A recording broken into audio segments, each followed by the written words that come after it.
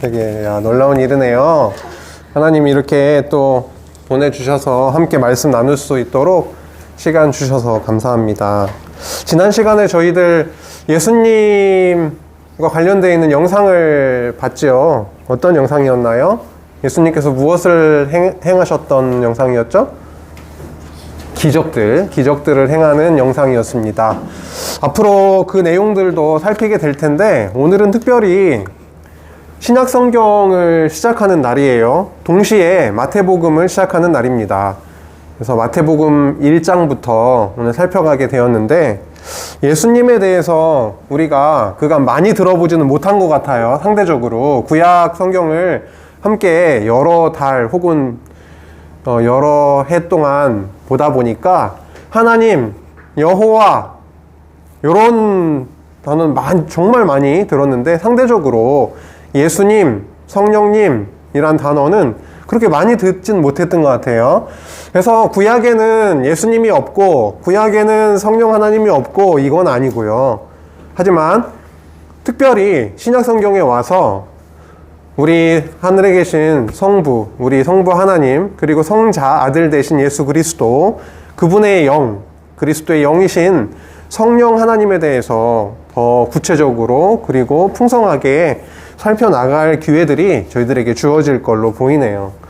오늘은 특별히 예수님께서 마태복음에 보면은 당연히 예수님이 등장이 되는데, 그 예수님이 어떠한 분이신지, 도대체 이 땅에 어떻게 오게 되셨는지, 그분이 오셔서 무엇을 하신다라는 건지 등등 좀 살펴나가면서 좀 서론격으로 나눠보려고 합니다.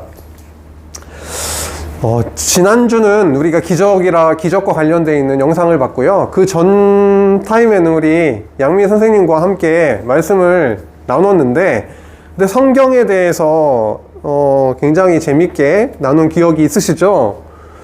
하나님께서 우리들에게 주신 이 성경은 어떠한 성경으로 기억이 돼요?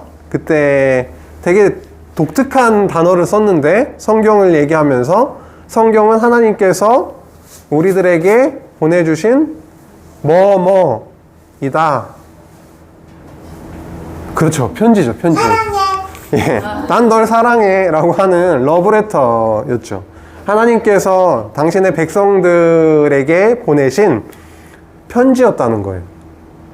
어떤 내용이 담겨 있어요? 당연히 나는 너를 사랑한다.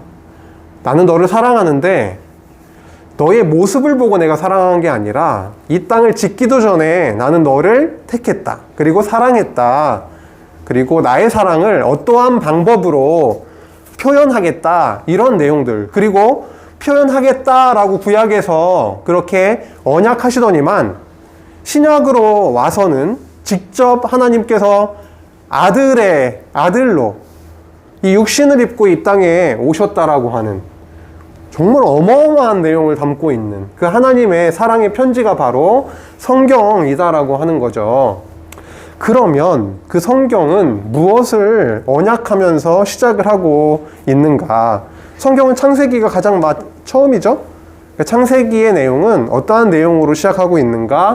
여러 번 우리가 봤지만 다시 한번 살펴보자면 창세기 1장 28절이네요. 같이 한번 읽어볼까요? 우리 한 목소리로 시작. 하나님이 그들에게 복을 주시며 하나님이 그들에게 이르시되 생육하고 번성하여 땅에 충만하라. 땅을 정복하라. 바다의 물고기와 하늘의 새와 땅에 움직이는 모든 생물을 다스리라 하시니라. 아멘. 너무 중요한 하나님의 언약의 말씀입니다. 여기에 보면 복을 주셨다라고 하네요. 근데 복의 내용으로 좀 들어가 보니까 생육번성, 땅 정복, 그리고 온 만물을 다스리는 것, 통치라고 합니다. 우리가 자주 들어봤던 자손, 땅, 통치 이렇게 표현을 했었는데, 결국은 국민, 국토, 국권 이렇게 해서 나라를 얘기를 하는 거죠. 결국 하나님은 내가 이 땅을 짓고 너희들에게 복으로 무엇을 앞으로 해주겠다라고 하시는 거예요? 나라를 이루어 주겠다라고 하는 겁니다. 그래서 하나님의 나라를 앞으로 은혜로 이루어 주겠다. 내가 보기에 너희들이 의롭고 착해서 선해서 그런 게 아니라 너희들을 오히려 내가 사랑함으로, 은혜로, 너희들은 그러할 만한, 그 하나님의 나라를 받을 만한, 하나님 나라의 백성이 될 만한 그런 조건과 그런 모습이 아님에도 내가 이루어 줄게 라고 하는 그 약속을 창세기 1장 28절에서부터 하고 있는 거죠. 그러면 성경의 처음 시작이 이러한 약속으로 되고 있으니까 구약의 모든 내용은 이 약속이 이루어지는 내용이겠죠? 모형적으로.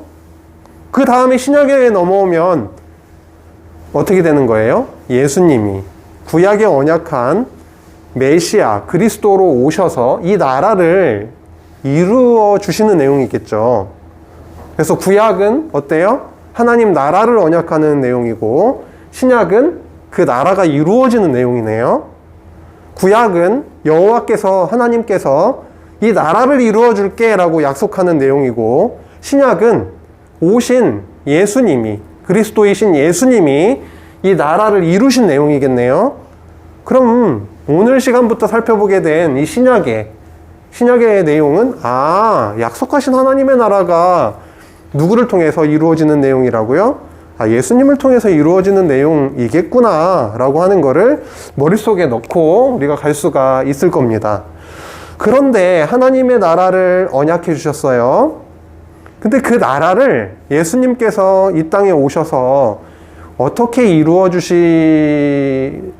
주셨을까요? 구약에서는 어떻게 이것을, 내 나라를 이루어 주겠다라고 약속하셨을까요? 감이 오나요? 약속을 했으면 그 약속을 이루시는 방법이 있겠죠. 내가 이렇게 이루어 줄게 라고 하는 거죠. 뭔가 이게 상징성이 있어가지고 그래서 이게 좀 감이 좀 오죠. 그렇죠? 이런 방법으로 이루어 주시겠구나. 그런데 아주 명확하게 예수님이 직접 오셔서 구약의 전체 내용이 어떠한 내용이고 그것이 이렇게 이루어져야 될 거다, 이렇게 이루어질 거다 라고 말씀하신 데가 있어요. 그게 바로 누가복음 24장 44절에서 48절의 말씀인데요. 예수님이 이 땅에 오셔가지고 그 당시에 예수님이 오셨을 때 성경은 무슨 성경이에요? 신약 성경? 구약 성경이겠죠. 구약 성경은 크게 세 부분으로 되어 있죠.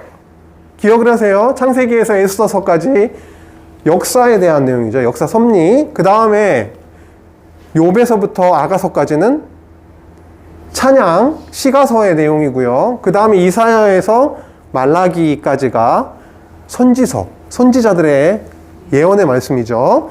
그렇게 세 내용이 예수님이 그러는 거예요. 모세의 율법이 이게 역사서거든요.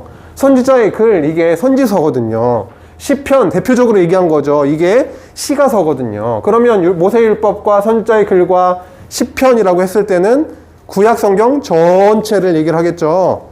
구약 성경 전체에 나를 가리켜 기록된 모든 것이 이루어져야 될 거다라고 하니까 예수님에 대해서 모든 구약 성경이 예수님 그리스도를 얘기를 한 거고, 이루어져야 하는데 그걸 어떻게 이루어질 거냐라고 예수님께서 그와 함께 하던 자들에게 설명을 해주세요. 마음을 열어서 깨닫게 해줬어요. 그리고 말씀을 하세요. 뭐라고 하냐면 그리스도가 고난을 받고 제3일에 죽은 자 가운데에서 살아날 것에 대해서 말씀하세요. 그리고 이 복음의 내용이 어떻게 해요? 죄사함, 나의 이름으로, 그의 이름으로, 예수 그리스도의 이름으로 죄사함을 받는 회개, 이 복음이 예루살렘으로부터 시작해서 모든 족속에게 전파될 거다라고 하는 말씀을 하셨어요. 이 부분은 뒷부분에서 더 나오겠고요. 중요한 건 이 빨간 부분이에요. 예수님께서 하나님께서 약속하신 그 나라를 오신 예수님을 통해서 이루어 주실 건데, 어떻게 이루어 주신다고요? 십자가를 통해서. 내가 죽고 그리고 살아나는 부활을 통해서 이루어 주겠다라고 하는 거죠. 조금씩 더 신약성경 우리 살펴가면 살펴갈수록 이런 게 구체적으로 이제 다가올 거예요.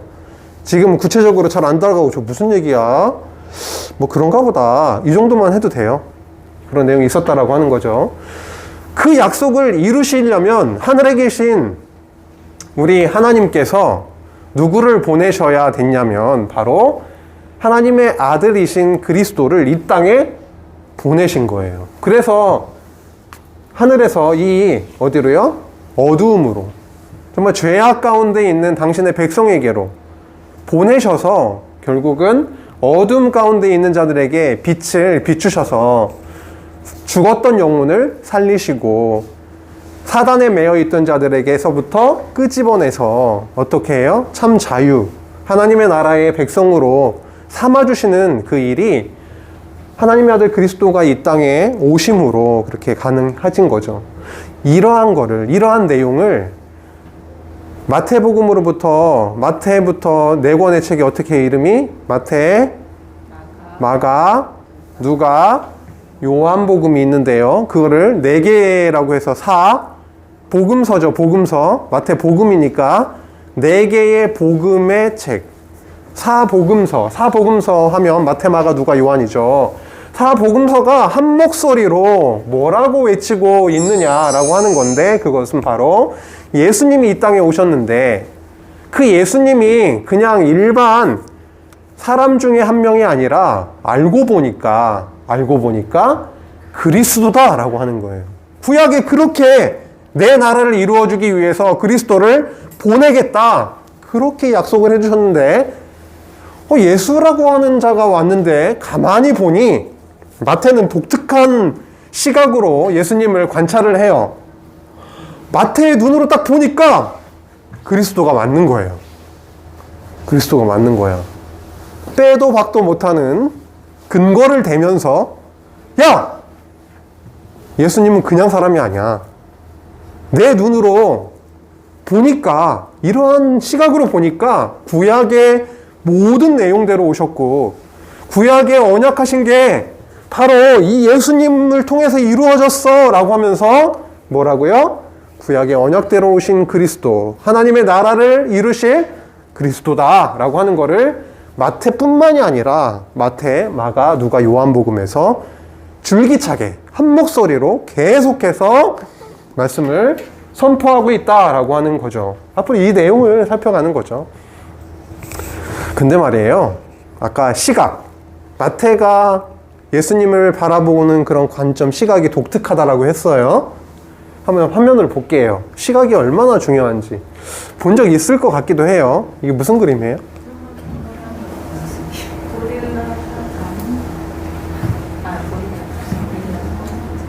답이 두 개가 막 나올 것 같죠? 검은색에 집중해서 보면은 나무로 보이고요. 그쵸? 흰 여백을 중심으로 보면은 이 왼쪽은 고릴라나 우랑우탄 뭐 이런 고릴라처럼 보이고 여기는 사자겠죠, 사자. 그렇게 보인다는 거예요. 어떻게 보느냐에 따라서. 이거는 5살짜리 꼬마가 보든 지금 강도사님이 보든 이게 그림이 변하나요? 아니요. 이 그림은 그대로 있어요. 근데 어떤 시각에서 관점으로 보느냐에 따라서 그림이 달리 해석이 되는 거예요. 하나 더 볼까요? 이건 무슨 그림이에요? 고양이가 고양이. 고양이만 보인다. 넘어갈 게 아니라는 거예요. 왜요? 가만히 보니까 뭐가 또 보여요? 쥐가 보인단 말이에요. 이게 고양이 눈, 코, 입인데 여기를 중심으로 해서 보면은 생쥐가 보인다는 거, 그죠? 그러니까 예수님께서 이 땅에 오셨단 말이에요. 오셔서 뭘 행했어요? 저번 시간에 봤던 기적, 많은 기적들을 행했어요. 그렇죠? 그리고 많은 것들을 교훈하고 가르쳐 주셨어요. 그렇죠? 그런 예수님께서 어떤 행적을 행하셨는지, 어떤 일을 행하셨는지를 똑같단 말이에요. 그건 객관적인 거예요. 그렇죠? 예수님께서 갈릴리 가버나움에서 사셨다. 이거는 거짓말이 아니라 그냥 사실이거든요. 거기에서 많은 병자들을 고치셨다. 이것도 사실이에요. 그런데 어떠한 관점으로 보느냐에 따라서 그 내용이 해석이 달라지는 거라는 거죠. 지금 이러한 그림도 우리가 눈으로 어떻게 어디에 포인트를 더 주고 보느냐에 따라서 그림이 고양이 이거 아니라 고양이이기도 하면서 생지도 보인다라고 표현을 하잖아요. 그것처럼 예수님을 바라보는 마태의 시각은요, 어떠한 시각으로 딱 이렇게 돋보기 같은 거를 들이대냐면, 현미경을 들이대냐면, 예수님께서 이 땅에 오셔서 어떠한 직임, 임무를 가지고 오셨는지, 그거에 대해서 유심히 보니까 이거는 대단한 일이 발생이 됐거든요. 예수님을 통해서. 어떠한 일이요? 예수님은 언약대로 오신 그리스도다. 맞는데 마태는 이 직임이라고 하는 예수님이 어떠한 임무를 띠고 이 땅에 오셨는지, 구약에 이러한 기름을 부어 세웠던 그 임무를, 직임을 행했던 자들이 대표적으로 선지자, 왕, 제사장이 있었잖아요. 그렇죠. 그것처럼 신약에 오신 예수님을 딱 관찰을 하니까 이분이야말로 진짜 선지자거든. 진짜 왕이고, 그리고 불완전한 제사장, 성전이 아니라, 제물이 아니라, 이거는 뭐 완벽한 제사장으로 오신 분이시거든요. 그래서 마태는 선포를 하는 거예요. 와, 예수 그분은 정말 하늘로부터 오신 참 선지자, 참 왕, 참 제사장이신 그리스도다 라고 외치고 있는 거죠. 그래서 오늘 이렇게 좀 봤는데요. 이제 좀 이렇게 신약 성경 적어도 사복음서는 이렇게 관점으로 이러한 쪽으로 흘러가겠구나 이제 감을 잡았고요. 마태가 어떠한 시각으로 보고 있는지 알았죠. 그렇다 보니까 마태복음이 어떻게 흘러가겠어요? 그런 내용으로 흘러가겠지 뭐. 그렇죠? 보면은 마태복음이 몇 장으로 되어 있어요? 28장으로 되어 있죠. 28장으로 되어 있는데 4장까지는 언약대로 오신 분이시구나. 그분을 보니까 구약의 전체 언약대로 언제 어디서 태어나고 어떻게 태어나고 어디로 갔다가 돌아오게 되고 등등등등 다 보니까 구약의 언약된 대로 오신 분이시거든요. 그분을 보니까 선지자로 오신 분이시고 왕으로 오신 분이시고 제사장으로 오신 분이시구나라고 하는 게 자세하게 마태의 독특한 직임의 관점으로, 시각으로 예수님에 대해서 기록을 하고 있다라고 하는 거죠. 오늘은 여기를 시작하는 거예요. 언약대로 오셨구나, 예수님이. 그 일부를 보게 되는 겁니다. 마태복음 1장을 딱 여는 순간 우리들에게 부담으로 다가올 수도 있고, 때로는 잠이 잘 안 올 때 읽고 있으면 스르륵 할 수도 있고, 도대체 왜 이런 내용이 필요하냐? 사람 이름만 수두룩박박. 그냥 뭐 1장 1절만 있으면 되는 거 아니냐? 아브라함과 다윗의 자손 예수 그리스도의 세계라. 이렇게 지나갈 수도 있는데 왜 이렇게 많은 이름을 적어 놓고 있는 것인가? 라고 하는 거죠. 어떻게 시작되고 있어요? 아브라함과 다윗의 자손 예수 그리스도의 계보라, 족보라. 우리가 잘 그래도 쉽게 알아들을 수 있는 거는 계보라기보다는 족보라고 하는 게 많이 들어봤죠. 족보 본 적 있어요? 요즘은 보기가 힘들죠. 민찬아, 집에 혹시 족보 있어? 없지. 저는 봤어요. 이번에 시골 가면 보여줄게요. 있어요. 본인 이름까지 있어요. 등재돼 있어요. 족보가. 그러면 지금 최종 성윤이가 또 결혼해서 아들, 딸 낳을 거 아니에요? 그럼 더 적히겠지만 지금 제가 아빠니까 아빠 아래로 태어난 자녀들 이름까지 다 등재가 돼 있다고요. 올라가고 또 올라가고 저기 올라가고 계속 올라가면 어디로 갈 것 같아요? 누군가 우리 조상이 있겠죠. 육신의 조상이 있을 거예요. 조씨 가문의 조상이 있을 겁니다. 그거 더 거슬러 올라가고 끊임없이 올라가면 어디로 갈까요? 가겠죠? 갈 거예요. 족보는 중요해요. 왜 중요할까요? 나는 어디로부터 왔는가? 나는 조씨냐 이씨냐? 내가 조씨라고는 하는데 과연 내가 조씨가 맞고 나의 뿌리는 어디인지, 조상은 누구인지, 나는 어디로부터 왔는지 등등을 알 수 객관적으로 이렇게 확인이 가능한 거잖아요. 마태는요, 마태복음 1장에서 무려 17절까지 족보에 대해서 자세하게 적고 있습니다. 이름을 나열을 하면서요. 왜 그럴까요? 이미 나오긴 했는데요. 여기 한번 성경을 한번 열어보세요. 우리가 익히 잘 알고 있는 사람들의 이름이 나열되기 시작하고 있습니다. 조금 흘러가면 부담이 되기 시작하죠. 잘 모르는 사람들이 나오니까. 그리고 나서 또 잘하는 사람이 나옵니다. 그렇죠? 예, 적어도 아브라함과 다윗, 예수는 너무 잘 익히 알고 있잖아요. 근데 그 사람에게로 넘어가는 과정에서 어느 사람들이 있었는지를 자세하게 적어주고 있네요. 오늘은 족보에 대해서 자세하게 살펴보는 날은 아니죠. 아니니까 좀 더 나중에 그런 부분을 살펴보기로 하고요. 오늘의 핵심은 왜 족보로 마태복음은 시작되고 있는가, 그리고 왜 중요한 이 인물들을 1장 1절에서 아브라함과 다윗의 자손 예수 그리스도라고 연결시키고 있는가라고 하는 거죠. 네.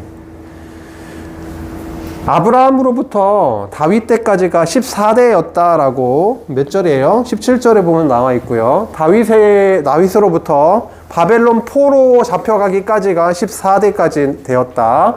그리고 바벨론 포로로부터 예수 그리스도까지가 14대였다라고 기록을 하고 있습니다. 어디로부터 왔는지를 분명하게 기록을 하고 있는 거죠. 구약의 언약대로 오셨다라고 하는 것을 기록을 하고 있습니다. 그러면 마태복음 1장 1절은 어느 내용의 요약이라고 할 수가 있을까요? 마태복음 1장 1절 아브라함과 다윗의 자손 예수 그리스도의 계보라. 이거는 어떤 내용을 요약한 걸까요? 구약 성경에서 세 가지 덩어리가 있다라고 그랬죠. 역사서, 시가서, 선지서. 이 세 가지 덩어리 중에서 어느 덩어리의 요약일까요? 역사. 그렇죠. 역사서를 전부 다 요약을 한 겁니다. 단 한 줄로. 조금 자세하게 풀어준 게 누가 누구를 낳고 누가 누구를 낳고 누가 누구를 낳아서 결국은 예수까지 이르렀더라 라고 하는 것을 밝혀주고 있는 거죠. 결국은 구약의 모든 역사가 예수 그리스도에게로 귀결되고 적중하고 거기로 향해서 계속 흘러오고 있었고 성취되었다라고 하는 것을 아주 강력하게 얘기를 하고 있는 거죠. 그렇죠?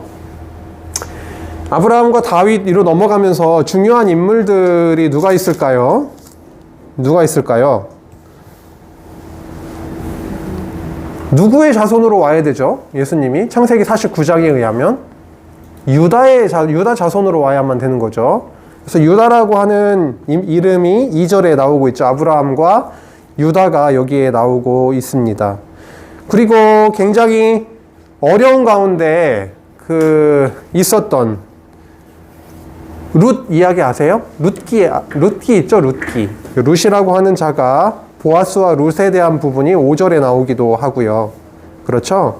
그 다음 6절 이후로부터는요, 그 왕들, 솔로몬도 나오고, 르호보암으로부터 시작을 해서, 남유다 왕의 이름이 좌르르르르, 안녕, 현빈, 이렇게 흘러가고 있습니다. 한번 보세요. 많이 낯설진 않을 거예요. 왜냐하면 최근에 우리는 어디를 같이 살펴보았으니까요. 우리는 열왕기상하를 살펴보았으니까요. 사무엘로부터 열왕기까지 왔기 때문에 거기에 나왔던 그 왕들이 주르륵 적혀 있습니다. 결국은 구약의 내용대로, 구약의 언약대로 예수님께서 오셨구나. 유다 자손으로, 아브라함의 자손으로, 다윗의 자손으로 이 땅에 언약대로 오신 분이시구나 라고 하는 것을 마태복음 1장 첫 부분에서 이렇게 열고 있는 것이죠. 하나 더 포인트 찍고 갈까요? 우리 예수라고 하는 그 이름이 있습니다. 우리 이름이 얼마나 중요해요. 엄마 아빠가 여러분의 이름을 지을 때 아무 생각 없이 지나가다가 간판에 보이는 성자를 보고 하나 적어놨다가 막 다는데 저기 또 윤자가 보이네. 그렇게 적어서 성윤 이렇게 진 거 아니거든요. 그쵸? 예. 의미를 담아요. 이름에 의미를 담는다고요. 우리가 아빠 엄마가 자녀의 이름을 지을 때도, 그런데 이 땅에 오신 그 예수님, 그 예수님의 이름, 예수라고 하는 이름이 엄청난 뜻을 담고 있다라고 하는 거죠. 예호슈아. 예호슈아 어디서 많이 들어봤죠? 여호수아. 여호수아. 그쵸? 여호수아라고 하는 히브리어 이름으로 하면 예호슈아예요. 여호수아. 여호수아라고 하는 게 예수하고 비슷하죠? 발음이. 예슈아. 히브리어로 예수는 Jesus. 예수를 예슈아라고 해요. 결국은 예호슈아, 예슈아, 야샤라고 하는 게 구원하다라고 하는 뜻인데요. 그 단어에서 나오는 것들의 이름이 예호슈아. 여호와는 구원이시다. 예호슈아, 예슈아. 비슷한 뜻이에요. 그 다음에 이제 헬라어로 음역된 거. 헬라어로 음역된 게 예수스. 그래서 예슈아가 예수스로 됐고요. 우리 한글로 예수가 된 거예요. 결국은 예수라고 하는 이름은 구원과 관련이 되어 있겠네요. 그쵸? 오케이. 그래서 우리 성경 오늘 살펴보면은 예수라고 하는 이름이 21절에 나오고 있네요. 1장 21절에 보니까 뭐라고 되어 있냐면 아들을 낳으리니 이름을 예수스. 이거 헬라어 성경이죠? 신약 성경은 당연히 찾아보면 예수스라고 되어 있겠죠. 아들을 낳으리니 이름을 예수라 하라. 이는 그가 자기 백성을 그들의 죄에서 구원할 자이심이라 하니라 라고 하네요. 죄에서 구원할 자, 그들의 죄에서 구원할 자로 하나님의 아들을 보내셨는데 그의 이름을 예수라고 했다라는 거예요. 그 당시에 히브리인 유대인들 입장에서 예슈아 이렇게 했을 때 죄의 이름은 독특하다. 죄에서 구원한다는 뜻을 갖고 있네. 하지만 믿어지지 않았죠. 유대인들은 당연히 예수가 우리를 죄에서 구원할 자라고 믿지 않았죠. 내가 율법을 행함으로 구원을 얻는다라고 의로워질 수 있다고 생각했기 때문에, 특히 바리새인이나 같은 사람들은 어쨌든 이름이 독특했다. 죄에서 구원할 자였다라고 하는 거 마음에 담아야 되겠죠. 아까 다 연결되는 거예요. 그 십자가, 죄에서 구원하는 거, 이런 거가 다 연결되는 거 아니겠어요? 그래서 오늘은 예수님이 구약의 언약대로 왔다라고 하는 걸 살펴보고 있어요. 그 중에 하나가 먼저 나왔던 게 뭐라고요? 족보를 통해서 구약의 언약대로 오신 거구나 라고 하는 거를 살펴봤고, 정말 결정적인 그 근거가 1장에 나오고 있는데요. 그게 뭐냐면 이사야 선지자가 예언한 대로 예수님이 오셨다라고 하는 건데, 이사야가 구원과 관련해서 예언을 하면서 어떠한 징조, 어떠한 근거를 너희들에게 표적을 보여줄 거냐면 처녀가 잉태하여 아들을 낳게 될 거다라고 하는 것을 예언했어요. 그게 바로 어디요?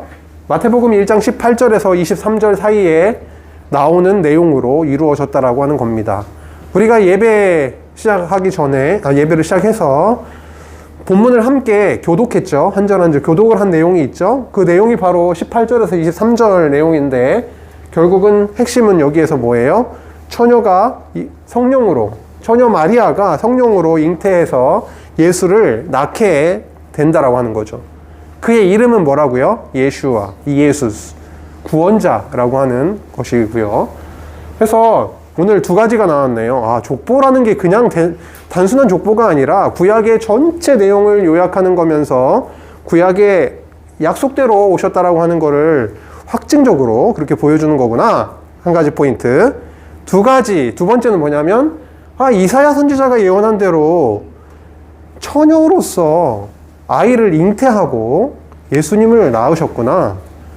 처녀를 통해서 이 땅에 오신 분이시구나. 라고 하는 게 두 번째 포인트입니다. 이건 불가능해요. 과학적으로 불가능해요. 여러분은 엄마, 아빠 사이에서 났어요. 성령으로 잉태해서 이 땅에 온 사람은 한 사람밖에 없어요. 예수님밖에.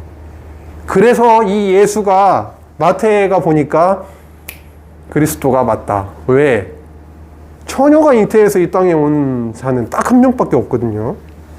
만약에 이 땅에 처녀가 잉태해서 난 사람이 한 5명 정도 되면은 많이 헷갈리죠. 도대체 누가 그리스도인지 헷갈리기 시작하는 거예요. 그러면 경우의 수를 줄여가야 되겠죠. 확률을 높여가야 되겠죠. 그러면 어떻게 하면 될 것 같아요? 여러분 같으면 사실 그러면 안 되는데, 처녀가 잉태해서 나는 사람이 5명씩이나 되면은 거의 이제 판정 불가 정도로 가는 건데, 그래도 누가 그리스도인지를 찾아가는 방법은 뭘까요? 오늘 배운 내용을 종합하면 나오는 건데,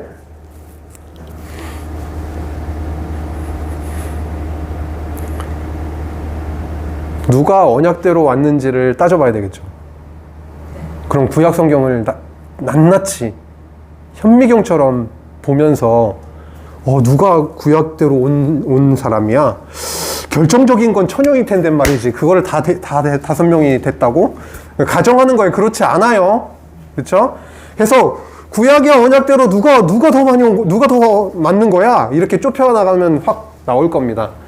근데 처녀 잉태는 딱 한 사람밖에 없어요. 예수님. 그래서 결정적인 겁니다. 네, 거짓말 할 수가 없어요.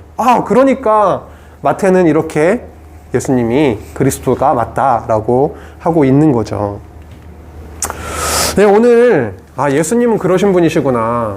정말 죄 가운데 있는, 어둠 가운데 있는, 죽음 속에 있었던 하나님의 나라, 하나님의 백성들에게 오셨구나. 이 땅에 아까 검은색과 이 밝은 색을 뚫고 오셨잖아요. 그것처럼 찾아오신 거거든요. 우리에게 찾아오셨구나. 그분이, 그 예수님이. 우리는 어둠 가운데 있었던, 소망 없고 죄 가운데 죽어 있었던 자들인데 예수님이 우리를 찾아오셨구나 라고 하는 것을 볼 수 있었는데요.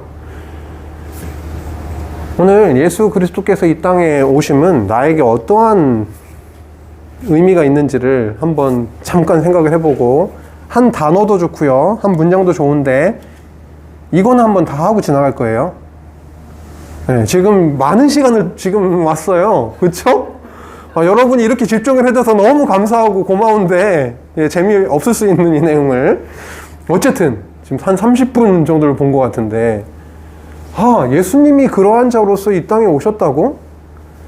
우리를 위해 이 땅에 오셨다고? 물론 하나님 나라를 이루시기 위해서, 우리를 하나님의 나라로 이끄시기 위해서 우리에게 찾아오셨는데요. 오신 예수님이 나에게 어떠한 의미인지를 한번, 단어도 좋다 그랬어요. 생각해봐요. 오늘 내용을 들어보고 나서 예수님은 나한테 뭐뭇이다.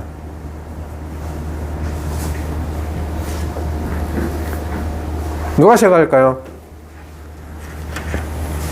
예수님은 나에게, 예수 그리스도는 나에게 뭐뭇이다.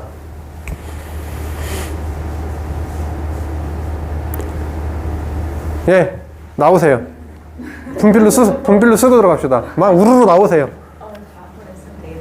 네? 나오세요. 현빈이 나와, 이렇게. 동생부터 나와요, 형들이 지금 6학년들이 눈을 부릅뜨니까 제가 좀 쫄려요, 마음이. 야, 오늘 뒤에 생활이 어떻게 될지 좀 쫄리는데, 한번, 나와서 한번 써봅시다. 다 나와요. 어차피 여기 분필 여러 개 있는데요. 뭐 염려를 하고 있어요. 나와서 한번 써봅시다.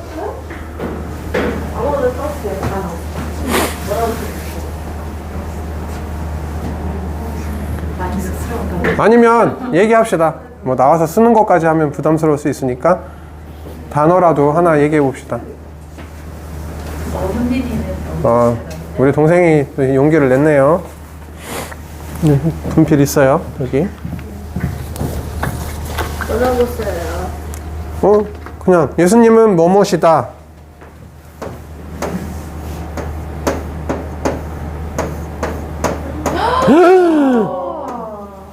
와. 아이고, 박수 한번 치자. 와, 현빈이가 예수님은 복이시다, 축복이시다 라고 썼어요. 와, 형들이 분발해야 되겠어요. 우리 정인이 나올까요? 성윤이는? 다 싫다 그러네. 그럼 말로 합시다. 뭐뭇이다. 예수님은 나한테 뭐뭇이다. 하나님의 아들? 그렇죠. 하나님의 아들이시다. 그렇죠. 하나님의 아들이세요. 그냥 아무 의미 없는 많은 수십억 인구 중에 왔다 가는, 왔다 사라지는 그런 자가 아니라 하나님의 아들이셨다.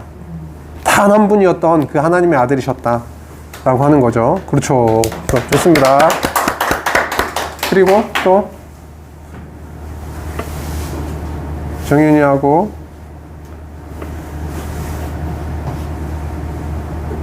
약간 부담스러울 수는 있지만 되게 중요한 과정이에요. 여러분이 지금 30분 넘게 집중하고 들었는데 그게 정리가 나름대로 내 안에 이건 정답이 없거든요. 그렇죠? 자신한테 의미 있게 다가오면 그것으로 정답이고 만족하는 거예요.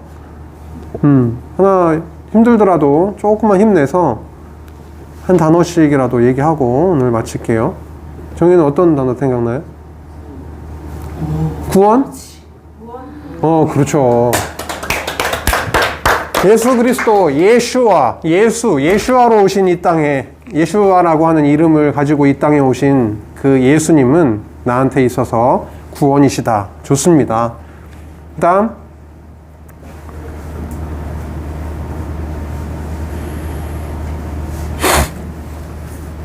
민찬이도 한번 생각해보고.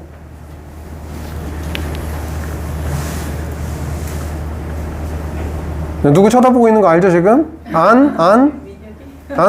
민혁? 뭘까요? 민혁이한테는 정답이 없다 그랬어요. 본인한테 의미 있는 단어 얘기하면 돼요. 무슨 정답이 있어서 그걸 맞추라고 지금 하는 거 아니죠? 분명히 생각이 있어요. 여러분한테는. 그거는 우리 지체들한테 굉장히 큰 의미를 가져다 줍니다. 용기를 내세요.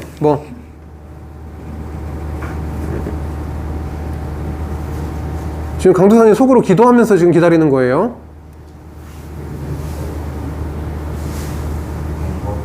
행복? 맞아요. 복이 어디에 있겠어요?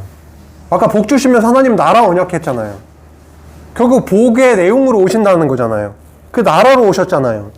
그분 안에 우리를 불러주셨으니까 우리한테는 넘치는 행복이 보장되어 있는 거죠. 우리가 너무 정말 다른 것에 정신이 빼앗겨 있으니까 그렇지 그분만으로 우리는 복을 누리게 되는 거죠. 민찬이 파이팅 합시다. 민혁이도 용기 내서 했으니까 충분히 할 수 있죠. 와, 예수님은 믿음이시다. 믿음은요, 소유주가 우리가 아니거든요. 예수님께서 오셔서 보여주신 많은 표적과 많은 일들, 그리고 이 사복음서의 기자들인 마태, 마가, 누가, 요한을 통해서 예수님에 대해서 그렇게 증거된 내용을 통해서 우리에게 진짜 믿음이 오거든요. 그래서 오늘 정말 의미 있는 키워드들이 막 쏟아졌어요. 그쵸? 너무 감사합니다. 너무 감사해요. 이런 걸 한번 적어봤어요. 예수님은 우리에게 있어서 기쁨이시고, 감격이시고, 감사, 은혜, 구원, 아까 뭐뭐 나왔었죠? 하나님의 아들, 또 축복이고요, 믿음이고요, 행복이고요. 이런 게 앞으로 우리 그 말씀 나눔 속에서 이게 우리가 지금 내뱉었잖아요. 예수님은 이런 거라고. 그것이 더 풍성해지고 확인되고 그냥 의미 없이 내뱉던 그 단어가 아니라 나에게 있어서 예수님은 정말 행복이고요. 정말 복이고 구원이고 이것이 우리의 참 고백으로 그렇게 이어지면 너무 좋겠어요. 그렇게 해주실 거라고 믿고요. 그게 그래서 오신 거니까 하나님 나라 세우려고 오신 거거든요. 다른 게 아니라 그렇게 해주실 줄 믿고 감사드리고 기도하고 마치도록 하겠습니다. 하나님 감사합니다. 어둠을 뚫고 이 땅에 오셔서 빛으로 찾아오신 하나님의 아들 예수 그리스도를 기억합니다. 예수님이 우리에게 있어서 너무도 소중한 것들로 되어주셔서 감사합니다. 우리의 고백이 더 풍성해지게 하여 주시고 우리의 지식으로 하나님을 알고 예수 그리스도를 아는 것이 아니라 말씀을 통해 우리 가운데 더 풍성함으로 저희들을 깨닫고 누리고 노래하는 저희들 될 수 있도록 주님 인도하여 주시옵소서. 설 명절을 맞이하여서 많은 지체들이 이 자리에 참석하진 못했지만 어느 곳에 있든지 살아계신 하나님의 사랑을 듬뿍 받고 또 누리다가 다음 주에 다시 만날 수 있도록 주님 인도하여 주옵소서. 예수님의 이름으로 기도했습니다. 아멘.